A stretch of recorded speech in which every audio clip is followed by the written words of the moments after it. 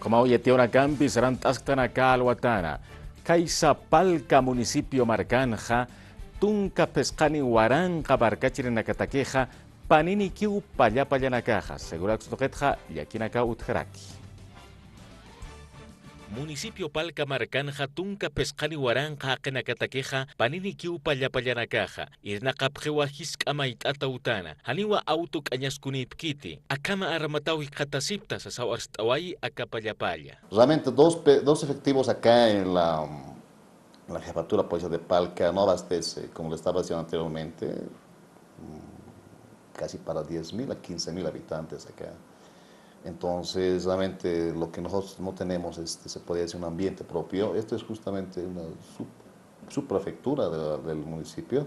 Acá qepapaxinakan jajiljattaskiwa luntatawinaka comunidades marcanakan. Ukampirusa huk apallapallanakaja haniwa hank'aki unqtasipkiti katjañataki luntatanakaru. Kunateja haniwa utkiti auto k'añasku yatjatiri sarañataki sasau yatiyapje. Resulta, digamos, un hecho de robo, tendremos que hacer, perdón que diga, milagro para llegar al lugar.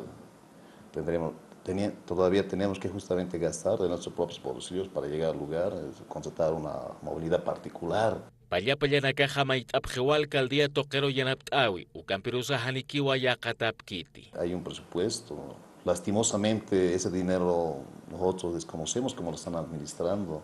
Como usted está viendo, realmente estamos en una instalación, se puede decir que prestada. No hay un equipamiento al 100%, entonces realmente eso también un poco alarma también. Las autoridades, el apoyo es poco, se puede decir acá del municipio.